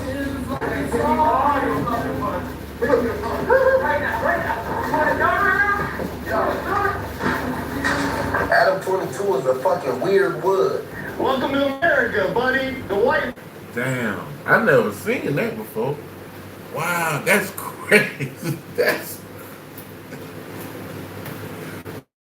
come on, bro. They can't manage to throw. They sit in front of a person that has a fake gun. I gotta answer them a second, y'all. I'm on my last 20 minutes. I'm about to do a couple of 20 minutes, man. See what we got going on, bitch. It look like I got another, hold on.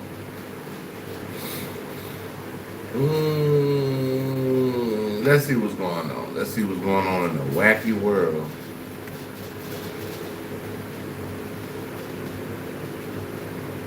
Alright, y'all. We're probably gonna do this one, and this is the last one we're gonna do. Chill smooth.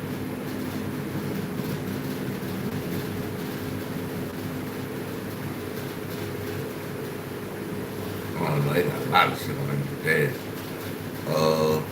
Last 20 minutes. I'm gonna do the last 20 minutes. And I'm out this 10-year everything. Gotta go to work tomorrow, man. Gotta bust them 12s. I got 12 chicks. Check it out. We reacting to chicks smooth. Y'all already know who it is. Fine, you know what? I like Chick Smooth.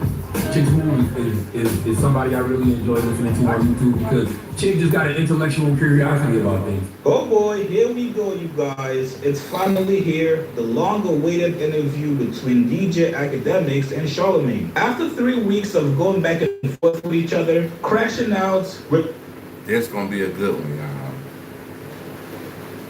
Hey, no holds barred. Let's see what they do though. Let's see if they let's see what happens, y'all.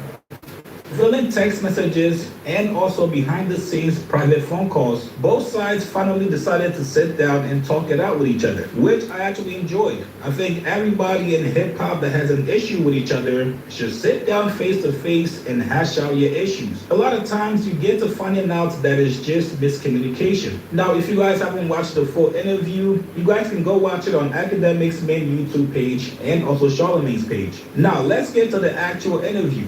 Yesterday, DJ Academics went on stream to give fans a little teaser. He said, yo, it was a great conversation, but I got Charlemagne 9-3. Charlemagne was able to get me for 3 rounds. However, I was able to get him for 9. However, if you guys go watch the full interview, it pretty much felt like a Q&A of theories versus reality. Now, a lot of times as YouTubers and streamers, you sometimes forget that you're talking to yourself. Now, let me explain that to you guys. Take Academics, for example.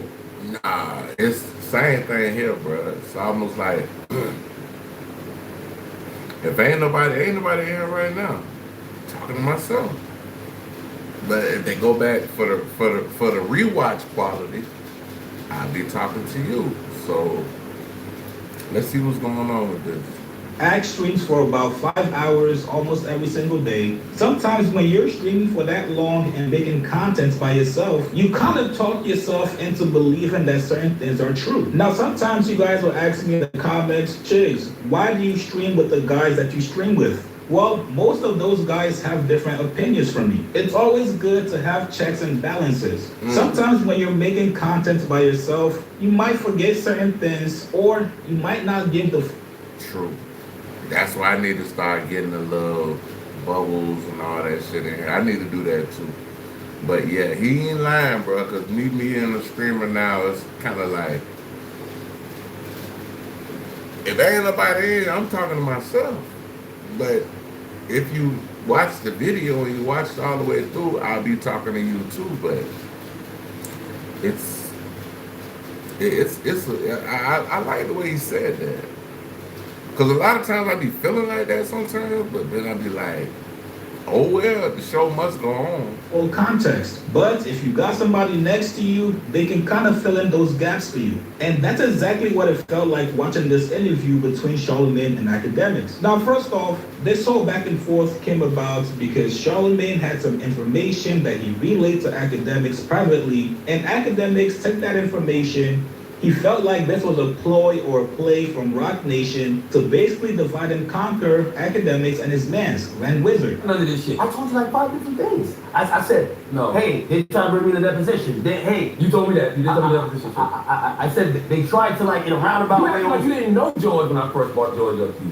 When I sent you the pictures that I sent, that's Grand Wizard. No, his name is George Wynn. Right, well, when I sent you those pictures of George, you said, who is this? Yeah, Damn. It sounds like Academics stuttering a little bit, but let's see if we get him for 9 rounds. But that George Wynn thing, we do know that's Grand Wilson.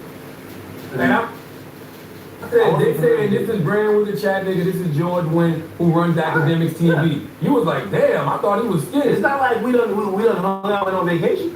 Now you're lying. No, that's my man. You didn't act like that was your man when I first brought him up. No, I said, you showed me a picture, I said, I didn't know that's how he looks at this moment. No, I said,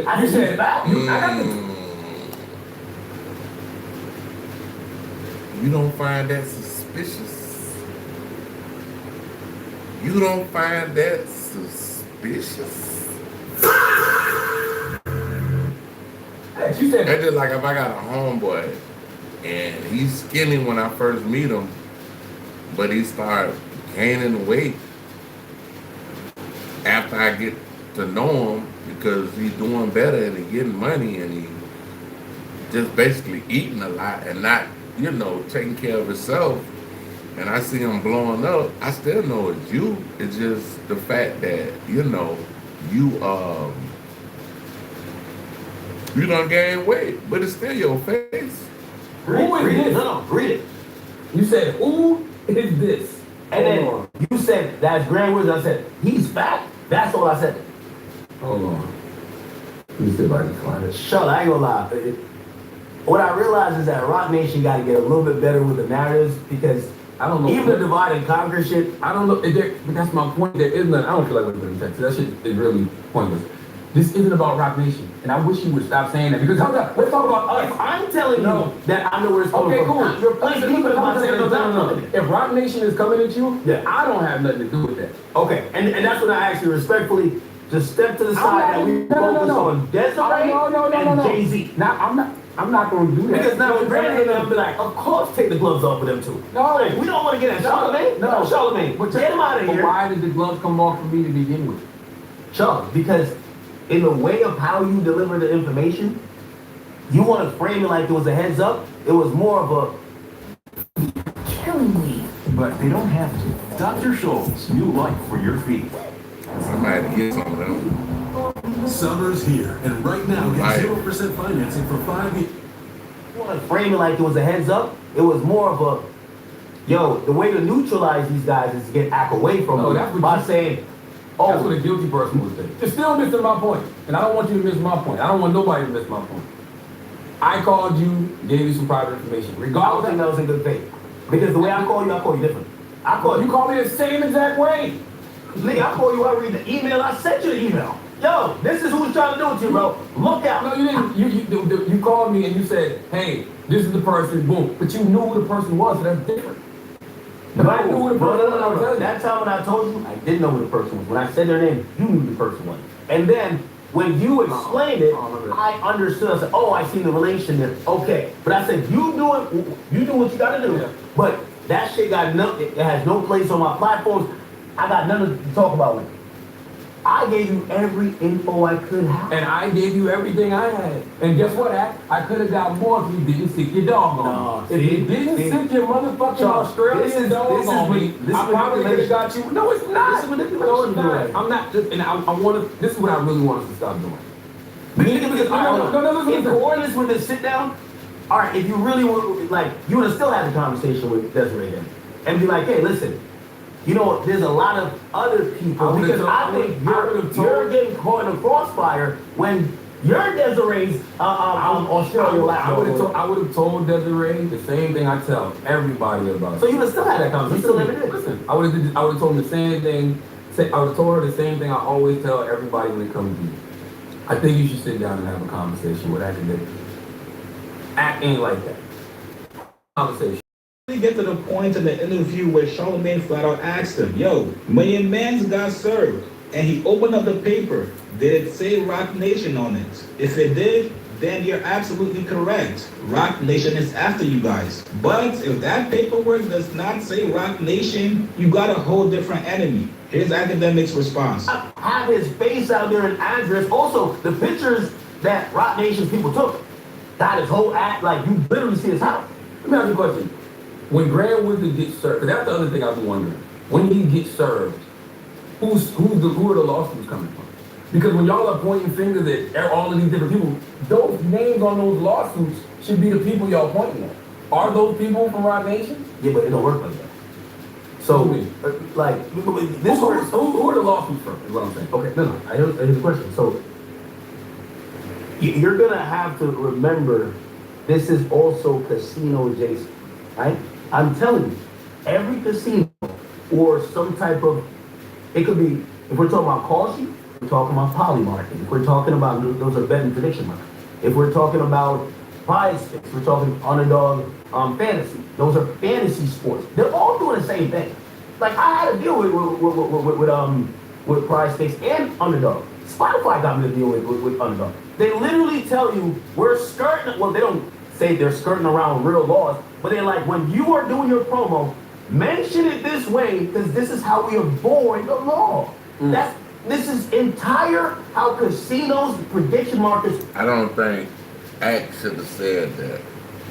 Ack should have worded that differently, or he should have left that part out of the whole interview, because that right there could raise red flags. Bunny ears go up, and then things start to get to the gears start to grind it, and they start trying to do, investigations. All happened. That's cool. But who are the lawsuits coming from? Okay, so I'm telling you, those are your ops. No, I'm gonna tell you. But that's why I say Rock Nation is involved. Because So Rock Nation's suing y'all. That's who the lawsuits are coming from. it's not, their name is not going to be in the lawsuit. Why not? So for example, I give you Oh, so you think they're funding people to sue you? This is different. This is crazy. This is different. This some other shit right here, dog. Yeah, that's of course. How can you prove that? I'm asking. I don't know. Okay, show me. Okay, so anybody who comes in the live right now, I can't see any of the chats. So, and I'm about to cut it off at 2 hours. So, Have you read these lawsuits? No. These lawsuits are claiming these people said they don't have no money. Yet their lawyers are going up against states' lawyers. Who do you think is funny? A broke motherfucker claiming they're suing $1 billion casino. Well, it's just a civil suit. You don't get no money to file a civil suit. There's a million motions, show me. You don't need any money to file a civil suit. Show me. Have you ever? I can file a civil suit right now with no lawyer. Have you been in civil suits, right? 100%. And that's how I know people. Plenty of broke people can sue you. Now, I'm not gonna lie to you guys. I thought Academics was going to break out the black and white. He was going to break out the paperwork, showing Charlamagne that yes, it is Rock Nation. Now, to me personally, if Rock Nation wants to sue you, I don't think Rock Nation will be hiding. I don't think they have any reason to remain anonymous, especially. yeah, they ain't gotta hide, bro. That's Rock Nation, bro. That's a machine, bro. Like, Rock Nation is an actual machine. They don't have to do whatever they want to do. They could do whatever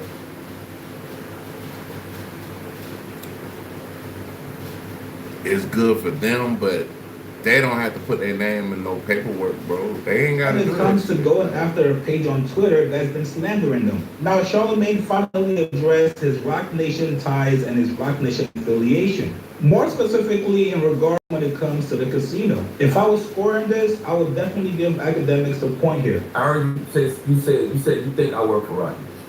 Right? You might have the word, you're kind of like Well, affiliation or whatever. You got affiliation. They're my people. That's a fact. I've always said. Never back. By the way, you know that.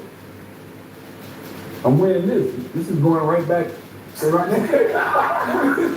now, and now I'm talking. There's a raised listening somewhere. Or he's like, this is probably a hidden street dollar. But no, I always say, you've heard me say this for years. My 4 entertainment idols in entertainment: Clarence Avon, the Black Godfather; Arsenio Hall, who I just published his book, his memoir on my Black Republican influence. I'm in with that. Promo. P.D. Green, Okay. legendary radio personality, and Jay-Z. That's no secret. I've always said that my whole career. Yeah, but I'm gonna tell you why that's facetious, and that's why I want to change. Because I'm a huge fan of Drake before I had to change, and after I got changed. Drake has never given me $1. Okay, yeah, he sent transportation for me to come film something for his rollout. He's never gifted me like, yo, here's some money, let me put you on paper. No. So but no, that's very different. I have zero business interest. Like Drake's not hitting me like, let's go half in on this business venture. But if he did, you would. Why wouldn't you? If he called you right now, him and I just saw him and who? Aiden do this, they do that. What they got together? It's something. Or he just invested in one of Aiden's companies. Yeah, If he did that, if he called you and did that, you would. Why wouldn't you? But I was saying, Who said I didn't say it? You said. yo, Sean, You said verbatim. You're doing a slight again here. Everybody knows. You said verbatim. You said Wayno exposed something. No, Wayno was correcting you. Because you said out of your own mouth, I saw Charlamagne advocating for Jay-Z's casino. He was still wrong. How wrong?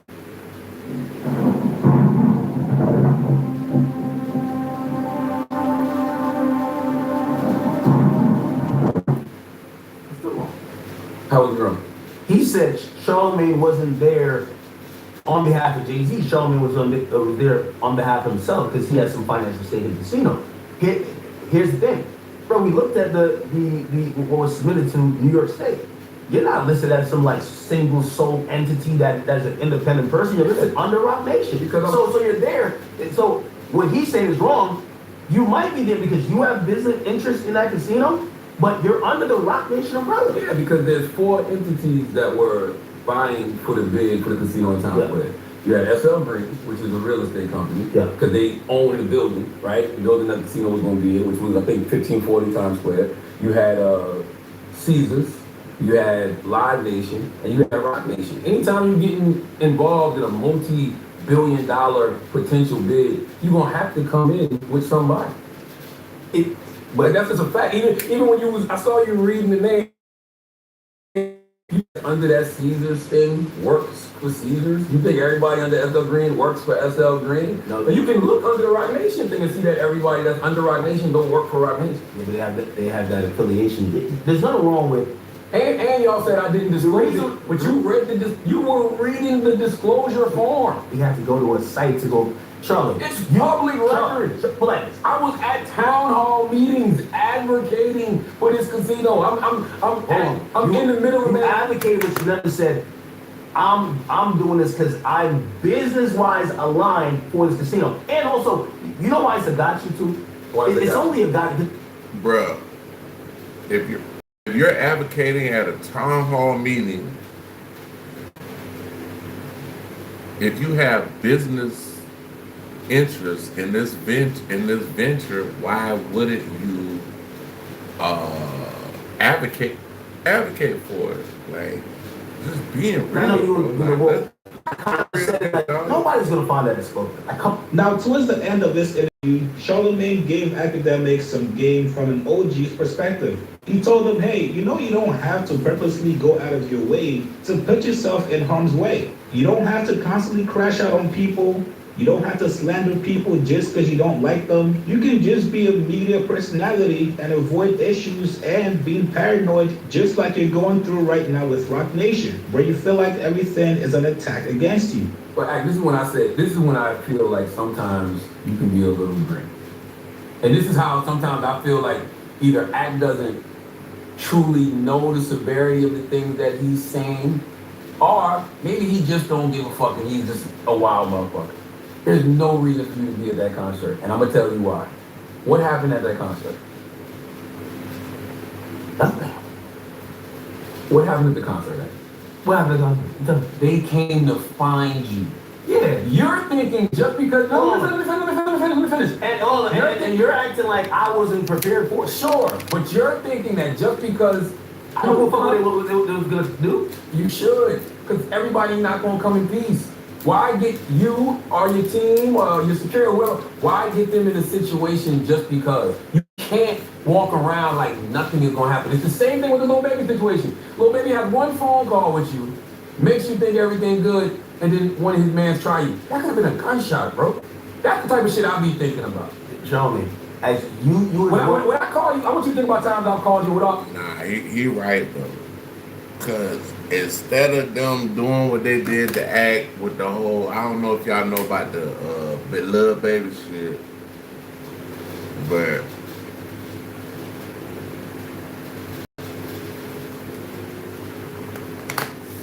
allegedly Act got touched up by one of Lil Baby partners or whatever, because of the shit he kept saying about him on his live streams or whatever. So he just letting them know, bro, like you need to be careful out here, bro. You dig? Always say you act. Don't make the same mistakes I made, bro. Sean, have I not told you that? I agree. But one thing I'll say is that what I've learned about hip hop, and I don't even have a problem like admitting that those situations happen. I live my life as how this culture, my job, like it's gonna be how it's gonna be. Honestly, it don't have to be. I definitely don't move dumb. I think a lot. I don't move dumb, but even not moving dumb, there's no need to antagonize situations. No need to kick hornet's nest when you don't have to. No, you can have your. I'm definitely gonna move the way I like. No, you should always. I'm gonna stand on that opinion. Like I don't care if you getting mad and if you see me, it's gonna be a problem. There's a difference between an opinion and slander, though. It's a difference. Having an opinion about somebody's music, even having an opinion about somebody's wardrobe, having an opinion about somebody's personality, that's one thing. Let me say this, because you could be giving an opinion, and if someone looks at you in their mind, they're like, in reality, I feel like just because you don't like that happens a lot. Where people like, because you don't like it, it's like Kai Cenat and Lil TJ. Lil TJ is saying, because you don't like me, there's so many other people that won't like me. So people sometimes want to force your hand to like them. Yeah, but I saw you say I saw you on a stream say, I will choke the shit out of Lil Baby. I would. Alright, so people around Lil Baby that like him, Okay. I want to feel a way about that and want to do some wild shit. Yeah, that's my point is why provoke things like that? That's totally different than Lil Baby music and what. That two things can be true. That's completely different, and that's what I've always tried to get you to avoid. I picked up the phone. I remember one time picking up the phone and saying, "Yo, you go too hard on women, yo. Don't." And I literally said, "Don't make the same mistakes that I made." That's what I said to you. And that was you did mention that, but that wasn't why you called me. Listen, man, make sure.